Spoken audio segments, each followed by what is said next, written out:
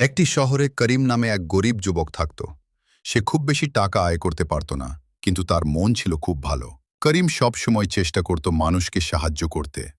একদিন সে বাজার থেকে বাড়ি ফিরছিল। পথে সে দেখল এক বৃদ্ধা মহিলা বসে কাঁদছেন। করিম কাছে গিয়ে জিজ্ঞেস করল, মা, আপনি কেন কাঁদছেন? বৃদ্ধা বললেন, আমার ঘরে খাবার নেই, 2 দিন ধরে আমি কিছু খাইনি। করিমের কাছে তখন খুব সামান্য টাকা ছিল।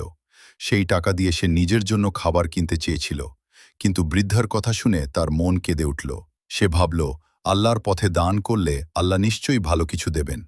তাই করিম তার সব টাকা দিয়ে বৃদ্ধার জন্য খাবার কিনে দিল। কিন্তু সে নিজের নাম বলল না, চুপচাপ খাবার দিয়ে চলে গেল। কয়েকদিন পরে করিম কাজ খুঁজতে এক দোকানে গেল। দোকানের মালিক তাকে দেখে বললেন, আমি এমন একজন সৎ মানুষ খুঁজছিলাম, তুমি কি এখানে কাজ করবে?